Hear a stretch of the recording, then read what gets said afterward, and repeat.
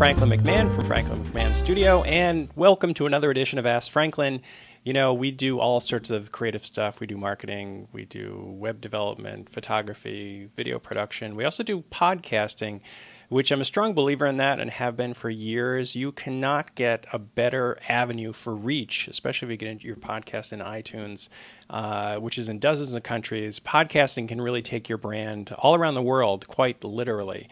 So, and I produce a lot of my own podcasts. I produce podcasts for clients. So hence, I get a lot of questions about podcasting.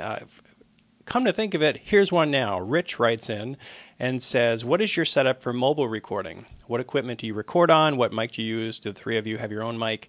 Take us on a behind-the-scenes tour and show us a day in the life of a podcast producer. Okay, that might take forever, and it might be kind of frightening. But let me give you a little shortened version. There's two ways to do podcasts, and I'm going to talk about audio podcasts for now.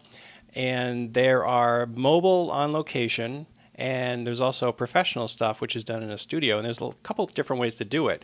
You could have a podcast that you hire someone to produce it for you and consult and, you know, do it very professionally. But there's also, you can get started yourself pretty easily, and the equipment is really not too expensive. Now, Rich is actually referring to Rumor Girls Uncut, which is a show we do. And we've had several setups. We used to do it with this little iRiver back in the day.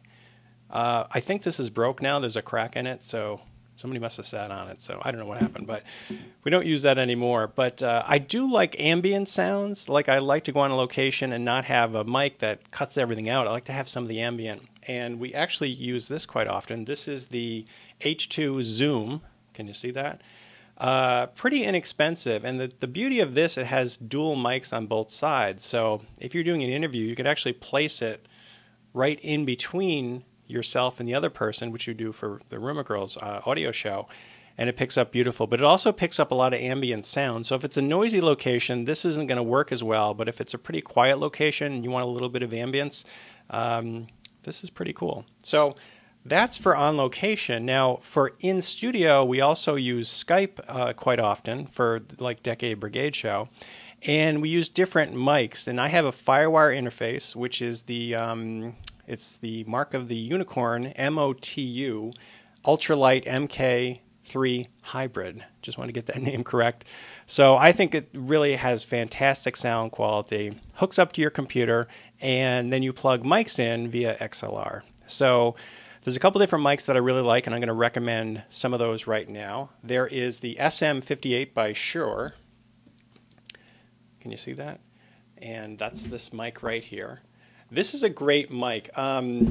This is most famously used by Bono. Every time you see Bono singing, look in his hand, you will see this mic. And the funny thing is this mic is less than $100, and he's used this for like years, probably decades.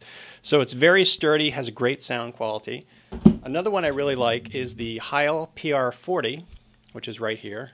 Very rich sounding, and actually this is the case that it comes with. It's a pretty intense case right there. Can you hear the intensity in that? So this has a beautiful sound quality. Again, these are all XLR mics. But the mic I normally use 90% of the time, and you'll hear it on my Media Artist Secret show and Decade Brigade, is this one. It's the Sennheiser E835.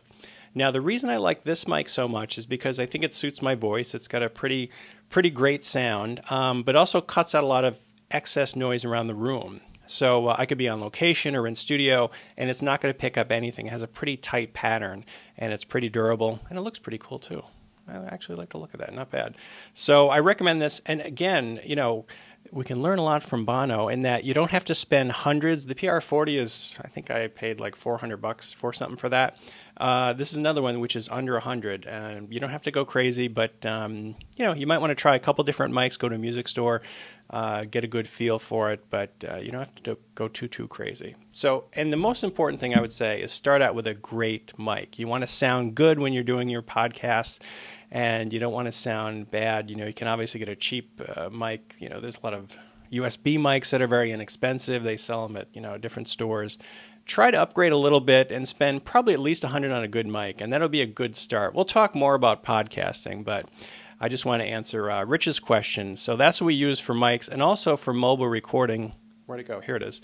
So if you want to, you know, just get a running start, this works on a couple AA batteries, SD memory card. You can record for hours and hours and hours on it. It's pretty widely available. I think there's some newer versions of this too, but this is a good old standby. So you might be able to get this a little cheaper. So anyway, keep the questions rolling. The email is right down on the screen there. Questions can be about anything. Web development, podcasting, video production, photography. Keep them going, and we'll try to answer as many as we can. Thanks for tuning in. My name is Franklin McMahon. We'll talk to you soon.